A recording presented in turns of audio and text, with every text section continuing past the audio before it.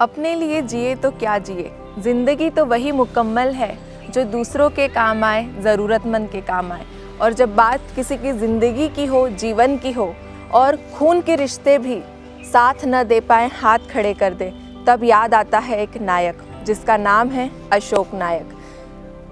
दिल से मैं आपका बहुत बहुत स्वागत है। इस बार हम आपको जिस शख्सियत से मिलवाने जा रहे हैं वो हमारे अपने हैं, इंदौर के हैं और खून की मदद करते हैं, यानी लोगों को खून मुहैया कराते हैं। जी हाँ, हम बात कर रहे हैं अशोक नायक जी की, जिन्होंने देश का पहला ब्लड कॉल सेंटर इंदौर में शुरू किया। नायक जी, आपका बहुत बहुत स्वागत है एमपी न्यूज़ के इस खास शो में। बहुत बहुत धन्यवाद एमपी न्यूज़ का। हर कोई जानता है कि अशोक नायक जी पिछले कई वर्षों से लोगों को, मरीजों को रक्त मुहैया करा रहे हैं और वे ब्लड डोनर्स और कॉल सेंटर के बीच और मरीजों के बीच समन्वय का काम करते हैं, निस्वार्थ सेवा कर रहे हैं। तो हम इन्हीं से जानेंगे, जिस उम्र में बच्चे या युवा अपना भविष्य बनाने के लिए अलग अलग कोर्स ज्वाइन करने, कॉलेज ज्वाइन करने या अपना भविष्य बनाने के बारे में सोचते हैं, उस समय आपके दिमाग में ये बात कैसे आई? देखिए, पहले तो एमपी न्यूज़ का बहुत बहुत धन्यवाद और आपका भी बहुत बहुत धन्यवाद जो आप हमारे कॉल सेंटर तक आए। देखिए, ये जो शुरुआत हुई ये बहुत ऐसी शुरुआत थी जो मैंने कल्पना भी नहीं की थी कि मैं आज इस स्टेज पे हूँगा, ये मुकाम पे हूँगा या इतना बड़ा कॉल सेंटर होगा। मैंने पहली बार एक महिला को रोते हुए एमवाय हॉस्पिटल में ब्लड डोनेशन किया। वो मेरा पहला ब्लड डोनेशन था। मुझे लगा कि नहीं यार, ब्लड एक ऐसी चीज़ है जो बनाई नहीं जा सकती, इसकी फैक्ट्री नहीं होती है, पैदा नहीं होता, इसे हमें और आपको ही मिलकर देना होता है। पहली बार ब्लड डोनेशन करके मैंने कुछ दोस्तों को बताया कि भाई ब्लड डोनेशन करो, बहुत लोगों को आवश्यकता है, ब्लड के कारण बहुत सारी मौतें हो रही हैं। हमारे एमपी का सबसे बड़ा अस्पताल है एमवाय हॉस्पिटल, जहाँ हज़ारों लोग बाहर से आते हैं। कुछ लोगों ने बोला नहीं भाई मुझे बोलो, मैं दूंगा। मामाओं को बताया, धीरे धीरे लोगों को गाड़ी पे बिठा के ले जाना, गाड़ी मांगना, बहुत सारे संघर्ष के साथ इस काम को करते करते मैंने सोचा क्यों ना भाई हम इस काम को थोड़ा और आगे बढ़ाएं, क्योंकि बहुत ज़्यादा रक्त की लोगों को आवश्यकता है। हमारे पास फ़ोन आने लगे, जब हम एक की मदद करते तो हमारा नंबर 4 लोगों को देता है, तो हमारे पास लगातार फ़ोन आने लगे ब्लड के। अब व्यवस्था करना कि देने वाला कोई नहीं और फ़ोन आ रहे हैं, इधर ढूंढ उधर ढूंढ, भागा दौड़ी ऐसे चलती रहती थी जब मैं सिलाई करता था। जी, यहाँ पर एक बात आपको बता दूँ कि अशोक नायक जी का परिवार सिलाई करने का काम करता है घर में ही। लेकिन यहाँ पर मुझे एक बात आपसे जानना ज़रूरी होगी कि जिस उम्र में पेरेंट्स चाहते हैं कि बच्चा अपने पैर पर खड़ा हो, अब हमें कुछ इनकम घर में ला कर दे ताकि एक परिवार चलाया जा सके, उस समय आपने समाज सेवा का रास्ता चुना। तो ये कितना ज़्यादा आपके लिए चैलेंजिंग था कि परिवार को भी इसमें मनाना और अपनी इच्छा और लोगों की परेशानी को भी कम करना? देखिए, ये बहुत चैलेंजिंग काम है। पहली चीज़ तो समाज सेवा जिस उम्र में मैंने शुरू की, मेरे बहुत कम लोग होते हैं जो समाज सेवा करते हैं। 22 साल की उम्र से मैं समाज सेवा कर रहा हूँ, क्योंकि आज के टाइम में जो एज है वो 60 साल के एज के लोग समाज सेवा करने के लिए निकलते हैं। लेकिन देखिए, कहते हैं ना कि जब ऊपर वालों को कोई काम कराना होता है तो वो ना एज उसके लिए मायने रखती, ना परिवार मायने रखता है। तो शायद उस ऊपर वाले ने मेरे दिमाग में ये चीज़ डाल दी थी कि बस मुझे ये चीज़ करना है। गालियाँ भी घर वालों ने खूब बकी, पड़ोसियों ने भी खूब बकी, रिश्तेदारों ने भी खूब बकी, लेकिन जो जुनून था उस जुनून ने मेरा साथ दिया, मेरे हिम्मत और हौसले ने साथ दिया और मैंने इस कॉल सेंटर और इस अभियान को एक अच्छा लेवल। उस समय आपके घर की क्या परिस्थितियाँ थी जब आपने शुरुआत करी? देखिए, जिस समय मेरे घर की परिस्थिति की बात करें तो हम एक रेंट के मकान में थे और चद्दर फूटी हुई थी जिसमें पानी टपकता था। घर वाले रात को बारिश में पानी निकाला करते थे बाल्टियों से। तो देखिए, क्या होता है कि इंसान का जब जुनून किसी चीज़ को करने को हावी हो जाता है तो कुछ भी कर सकता है। तो वही जुनून घर वालों ने भी फिर देखा कि अब ये सुनेगा नहीं, अब ये इसके मन की करेगा, तो उनने भी सपोर्ट करना चालू किया। चैलेंजिंग मेरे लिए बहुत कुछ रहा, बहुत सारी दास्तां रही, क्योंकि 12-13 साल हो गए उस चीज़ को किए हुए। तो ऐसे बहुत सारे मोड़ आए जब मैं परेशान भी हुआ और मैंने सोचा भी कि नहीं यार, मुझे अब नहीं करना चाहिए। लेकिन कहीं ना कहीं वो कॉल कि बच्चे को कैंसर, बच्चे को थैलेसीमिया, तो कानों में जैसे सुनता था मेरा दिल कोई ऐसा केस आपके सामने आया हो कि जिस समय वो सुनकर आपका दिल एकदम दहल गया हो कि नहीं, आप मतलब परिस्थिति नहीं हो मदद करने की, लेकिन फिर भी आपको लगा हो कि नहीं, इसके लिए मुझे कुछ भी करके ब्लड अरेंज करना है? देखिए, ऐसे 2 केस मेरे साथ हुए हैं। सबसे पहला केस हुआ था जिस दिन मेरी सिस्टर की शादी थी। इधर शादी थी और मेरे पास एक लेडी का महिला के लिए कॉल आया था। इसका ओ नेगेटिव ब्लड था, डिलीवरी केस था उसका, बच्चा एक्सपायर हो चुका था और उसे ओ नेगेटिव ब्लड की आवश्यकता थी। मैं अपने सिस्टर की शादी छोड़ के एमवाई गया, उसको ब्लड दिलवा के आया। जो भाई की आवश्यकता होती शादी में, उस सगे मैं नहीं था, मेरे अंकल के लड़के को ढूंढा और उसको बुलाया गया। मैं उस समय वहाँ था। उसके बाद एक चैलेंज मेरे साथ था, जब दुनिया का सबसे rare blood group O Bombay positive Durga नाम की एक पेशेंट इंडेक्स हॉस्पिटल में एडमिट थी। मैं किसी इवेंट में था, मेरे पास कॉल आया कि एक पेशेंट है जिसको ओ बॉम्बे पॉजिटिव ब्लड चाहिए। मैंने जैसे ही सुना, क्योंकि ये ब्लड ग्रुप मुझे भी नहीं पता था कि होता है, मैं सीधे ही गाड़ी उठाकर इंडेक्स हॉस्पिटल पहुंचा। जब मैंने देखा कि वो महिला एक रोड पे काम करने वाली महिला है, मैं उसकी हालत देखकर मैंने वहाँ बोल के आ गया कि मैं इसको ब्लड कल तक मंगा दूंगा। जो चीज़ मैंने देखी नहीं, मैंने सुनी नहीं, उसका कमिटमेंट मैंने कर दिया कि मैं कल तक मंगा दूंगा। मैं हॉस्पिटल से निकला, रास्ते भर वही सोचते सोचते आ रहा था। मेरे आगे एक रेती का ट्रक चला था। एक ऐसी चीज़ बताने जा रहा हूँ कि जो मैं सोचता हूँ तो मेरी रूह कांप जाती है। मेरे आगे एक रेती का ट्रक चल रहा था। मुझे पहले उस समय पाउच खाने की आदत थी, तो रेती के ट्रक के थोड़े से आगे एक पुल था और पुल के पहले मैं पाउच खाने के लिए रुका। जैसे ही मैंने ब्रेक लगाया, वो ट्रक पुल में गिर गया। अगर मैं वहाँ नहीं रुकता तो शायद उस ट्रक के साथ मैं भी पुल में दब जाता, उस ट्रक के नीचे दब जाता। तो ऊपर वाले ने मुझे वहाँ बचाया। उस समय मैंने पक्का कर लिया था कि इसको कल तक कहीं से भी ब्लड मुझे मंगाना है। और आप यकीन मानिएगा, रात को 2 बजे मैंने वो ओ बॉम्बे पॉजिटिव बेंगलोर में ढूंढ लिया। रात में ही डोनेशन कराया और सुबह की फ्लाइट से मैंने इंदौर बुलवाया। कितना आपको संतोष मिलता है कि जब एक व्यक्ति की जान बच जाती। शायद दुनिया में किसी की जान बचाने से ज़्यादा कोई पुण्य नहीं होता। देखिए, संतोष मिलता है और इसका सबसे बड़ा बेनिफिट ये है कि मैं स्वस्थ हूँ, मेरा परिवार स्वस्थ है, मेरे बच्चे स्वस्थ हैं, मेरा समाज स्वस्थ है और मेरा शहर स्वस्थ है। और देखिए, बात करें कि संतोष, तो हम किसी की जान बचाने की हमारी औकात या हैसियत नहीं है। जान बचाना ऊपर वाले के हाथ में, हम एक माध्यम बने हुए बस। लेकिन आप इंदौर से बढ़कर आपका क्षेत्र मध्य प्रदेश और पूरा भारत हो चुका है, और भारत में ये इंदौर में ऐसा पहला कॉल सेंटर है जो इतने हज़ारों लाखों लोगों की मदद करता है। तो कैसे आप ये धीरे धीरे अपने क्षेत्र को, अपने दायरे को बढ़ाते गए? देखिए, इस दायरे को बढ़ाने का पहला मकसद तो ये रहा कि हम जिस सेवा को कर रहे हैं, इस सेवा की ज़रूरत हमारे ही घर में नहीं, पूरे देश में कहीं भी हो सकती है। किसी को भी ब्लड की आवश्यकता पड़ सकती है, तो हम इसको सीमित रखें। ऐसा होना नहीं चाहिए, क्योंकि मदद सभी की होना चाहिए। तो हमने पहले शहर से शुरुआत की, फिर प्रदेश से आज देश में हम पहुँचे। आज पूरे ओवरऑल इंडिया में हमारे पास 4 लाख से ज़्यादा मेंबर है। हमारे प्लानिंग और भी है कि ये देश का पहला कॉल सेंटर, देश और दुनिया का बड़ा कॉल सेंटर बनना चाहिए। और अशोक नायक जैसे कई आ जाएंगे और कई चले जाएंगे, लेकिन ये जो सेंटर बना, ये निरंतर चलना चाहिए और लाखों लोगों की मदद रोज़ होना चाहिए। अब ऐसा प्रयास हम कर रहे हैं, इसको ऑनलाइन सारी चीज़ कर रहे हैं कि भाई कहीं से भी डिमांड आने पर उसको रक्त मिले।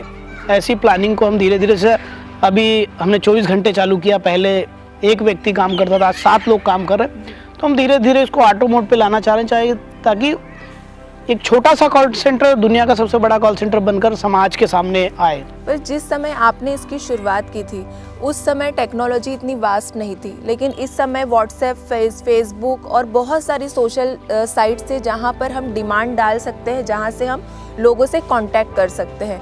तो वो दौर और आज का दौर, कितना आपको अंतर लगा? देखिए, उस समय टेक्स्ट मैसेज चला करते थे। कोई को ब्लड चाहिए तो मुझे टेक्स्ट मैसेज करता था, मैं उसे टेक्स्ट मैसेज करता था। आज बहुत यूनिक चीज़ें हो गई। व्हाट्सएप पे तुरंत ही 500 लोगों को मैसेज कर दो। तो सबसे ज़्यादा लोगों को हमने सोशल मीडिया से जोड़ा है, क्योंकि मैं शुरू से पिछले 12 सालों से जितने भी रोज़ डोनेशन होते हैं, मैं सोशल मीडिया पर व्हाट्सएप पे 5000 लोगों को मैं पर्सनली व्हाट्सएप पे रोज़ भेजता हूँ। हमारे जितने भी अकाउंट्स हैं, जैसे फेसबुक पर रख दे इंडिया रक्तदान Indore, India first free blood call centre, तो सोशल मीडिया के माध्यम से हम लोगों को खूब अवेयर करते हैं, लोगों से फ़ोटोज़ मंगवाते हैं रक्तदान करने की।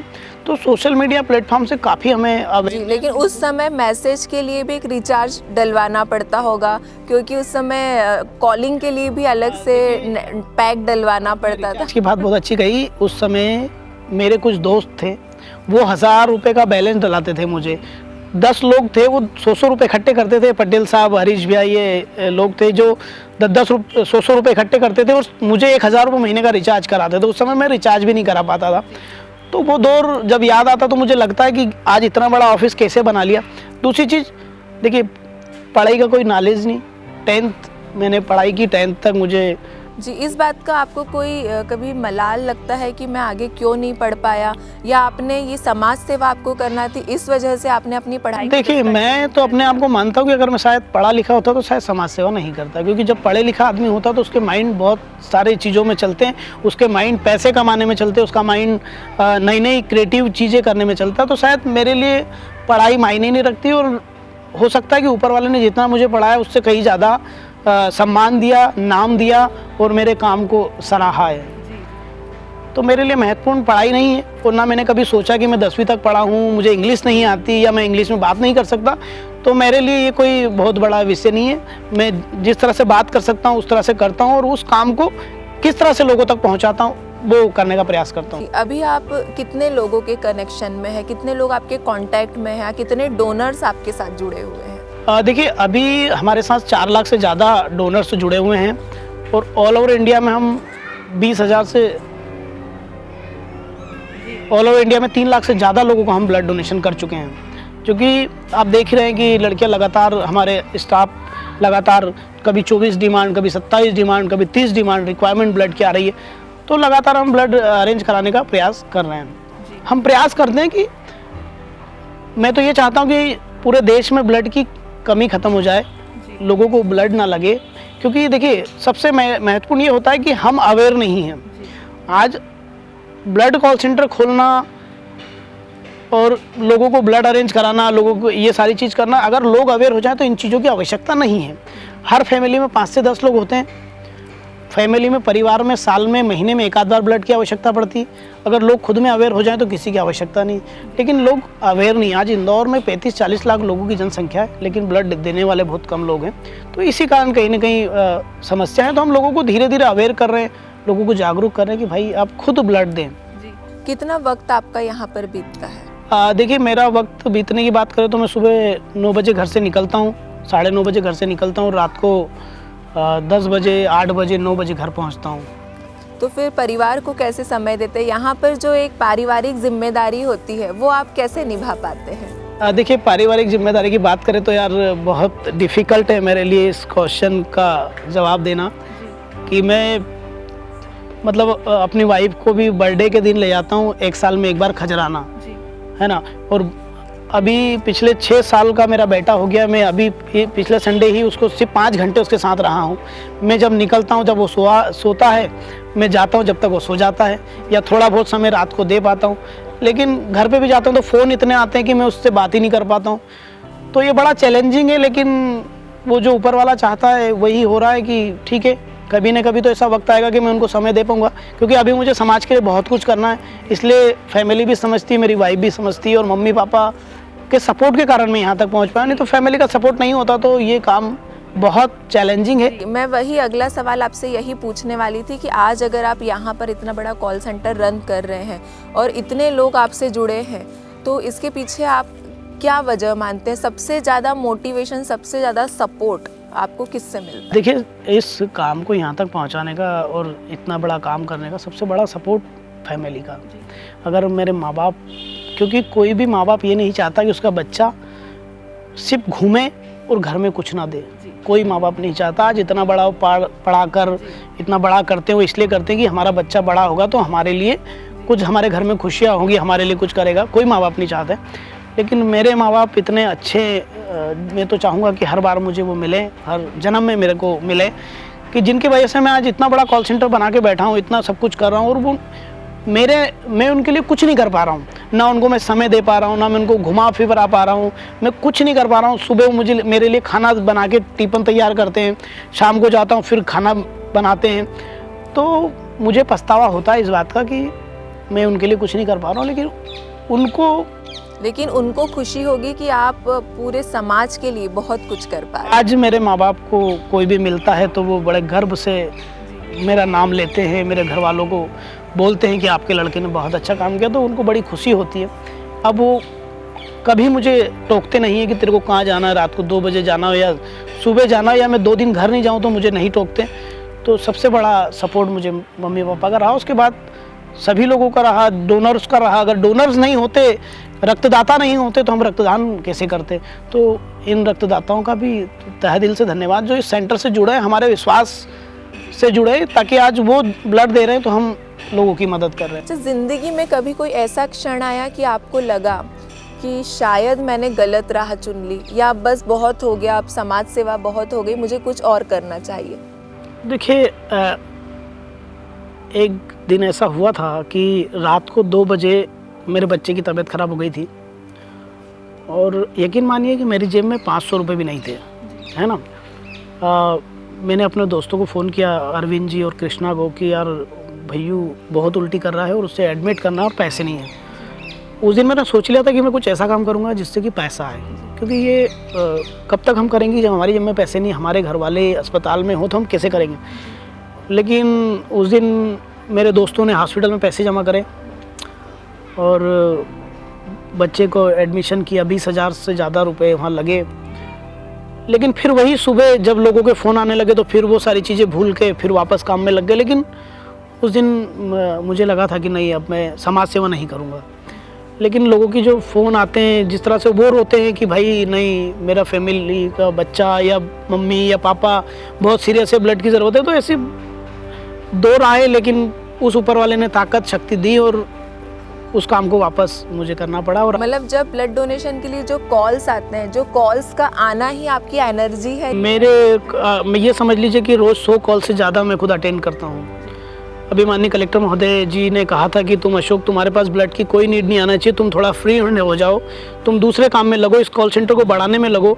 अपने मनीष सिंह साहब ने मुझे फ़ोन करके बोला कि तुम ये ब्लड की डिमांड तुम्हारे पास आना ही नहीं चाहिए, तुम कुछ और करो, इसको बढ़ाने के लिए काम करो। लेकिन मेरे पास कॉल नहीं आए, मुझे अच्छा नहीं लगता। एक दिन मैंने मोबाइल रख के देखा, मैं दिन भर परेशान हो गया कि नहीं, मेरे पास अगर कॉल नहीं आएगा तो मुझे समझ नहीं पड़ेगा कि काम हो रहा है कि नहीं हो रहा है। तो वो मैं ये बंद नहीं कर सकता। मेरे पास फ़ोन जब तक 50-100 फ़ोन नहीं आए ब्लड के, तो मुझे भी चैन नहीं आता है। अभी क्या आपकी आगे की प्लानिंग से, और क्या आपको लगता है कि आपकी महत्वाकांक्षा है कि अब मुझे ये करना है? देखिए, मेरी प्लानिंग बहुत लंबी है। मैं 35 साल का हो चुका हूँ। ऊपर वाला जब तक मुझे स्वस्थ रखेगा और इस ज़मीन पे रखेगा, तब तक निस्वार्थ मैं सेवा करता रहूँगा। और मैं मरते दम तक इस सेंटर को उस विशाल सेंटर बना के छोड़ूंगा कि अशोक नायक की कुर्सी पे कोई भी बैठे, समाज की और देश की मदद होती रहे, खून से निशुल्क निस्वार्थ सेवा होती रहे। ऐसी प्लानिंग है कि क्योंकि छोटा सा कॉल सेंटर जो हमने बनाया है, सिलाई करके लोगों के 1-1 रुपये की मेहनत का पैसा इसमें लगा है, ये देश का पहला कॉल सेंटर बनाया है, तो क्यों ना ये देश का सबसे बड़ा कॉल सेंटर बने। ऐसा ही जैसे हमारे प्रशासन, माननीय मुख्यमंत्री जी और जितने भी राजनेता, उनसे भी मैं निवेदन करना चाहूँगा कि एक बार आप इस कॉल सेंटर की विज़िट करें। कितनी मेहनत से हमने इस सेंटर को खड़ा किया है, क्यों ना आपके छोटे से सपोर्ट से देश का, दुनिया का सबसे बड़ा कॉल सेंटर बन सकता है। जी, आपके ऑफिस में अक्सर कई सेलिब्रिटीज़ के साथ आपके पिक्चर्स रहते हैं, कई नेताओं के साथ आपके पिक्चर्स रहते हैं, तो क्या ये आपका उनके साथ फ़ोटो खिंचवाने का शौक़ है? आपको लगता है नहीं, इनके माध्यम से हमको कुछ सहयोग मिल? देखिए, पहली चीज़ तो ये कि अभी बीच में मुझे सलमान खान ने भी बुलाया था, बीइंग ह्यूमन का विनर रहा हूँ मैं। सलमान खान जी ने मुझे 30,000 रुपये का चेक दिया था और 20-30 हज़ार की उन्होंने शॉपिंग कराई थी। उनके ब्रांड को प्रमोट कराया था मुझसे। मेरे को कोई प्रमोशन नहीं मिला, मुझे उनसे कोई फ़ायदा नहीं हुआ। उनने सिर्फ अपने जो ब्रांड है बीइंग ह्यूमन, उसको प्रमोट किया। बात करें राजनेता की, तो इंदौर के सारे नेता मुझे जानते हैं, इस कॉल सेंटर को जानते हैं। लेकिन फ़ोटो हम डालते हैं कि शायद ये लोग मदद करेंगे, लेकिन क्या कहें, जो लोग मदद कर सकते हैं वो तो बिना बताए कर देते हैं, और जिनको नहीं करना होती उनके साथ कितने भी चक्कर लगाओ नहीं करते। तो मेरा निवेदन है, इंदौर के प्रशासन तो जो करी रही, रेड क्रॉस सोसाइटी के माध्यम से हम पिछले 12 वर्षों से चला ही रहे, तो माननीय कलेक्टर महोदय का तो बहुत बहुत धन्यवाद। नहीं तो ये कॉल सेंटर कब का बंद हो चुका होता। अगर रेड क्रॉस का सपोर्ट नहीं होता तो ये कॉल सेंटर कब का बंद हो चुका होता। लेकिन रेड क्रॉस की वजह से चल रहा है। लेकिन मैं माननीय मुख्यमंत्री और इंदौर के बड़े बड़े नेता जो आज इंदौर में रहकर पूरे देश की राजनीति करते हैं, उनसे निवेदन है कि आप एक बार विजिट करें। क्यों ना हम इस सेंटर को एक बड़ा मुकाम दे सकते हैं, इससे लाखों लोगों की ज़िंदगियां बचा सकते हैं। तो निवेदन ही कर सकते हैं हम, काम तो हम करते रहेंगे। जी, आप अभी वन मैन शो के रूप में आपका काम चल रहा है, आप अकेले व्यक्ति हैं जो ये सब कुछ मैनेज कर रहे हैं, तो आपको ऐसा लगता है कि और भी लोगों को आपसे जुड़ना चाहिए, जितना विस्तृत दायरा होगा उतना काम बढ़ेगा? बिल्कुल होना चाहिए। मैं तो ऐसे लोगों को ढूंढ रहा हूँ कि जो निस्वार्थ मिले। देखिए आज की दुनिया में निस्वार्थ लोग मिलना बहुत मुश्किल होता है, और मैं निस्वार्थ लोगों, स्वार्थ वाले लोग तो 5000 खड़े हो जाएंगे, जिनको बस ये कि इसको बिजनेस कैसे बनाना है, यहाँ से पैसा कैसे कमाना है, ये सारे लोग तो मेरे को रोज़ मिलते हैं। लेकिन मुझे चाहिए वो लोग जो निस्वार्थ समाज की सेवा करें, उन लोगों को ढूंढने में लगा हूँ। हम पूरी उम्मीद करेंगे कि आपको ऐसे लोग मिले और ब्लड कॉल सेंटर का दायरा दिन रात तरक्की करे। जितने लोग हो, जितने मरीज हो, कभी किसी को भी रक्त की कमी ना आए, और रक्त की कमी से कभी किसी की जान न जाए। इस बार हमने आपको मिलवाया एक ऐसे नायक से जो हज़ारों लाखों मरीजों की अभी तक मदद कर चुके हैं, उनकी ज़िंदगी को बढ़ाने में, उनको जीवन दान देने में एक ज़रिया बन चुके हैं। अगले एपिसोड में किसी और शख्सियत से आपकी मुलाकात करवाएंगे। तब तक के लिए बने रहिए MP न्यूज़ के साथ। नमस्कार।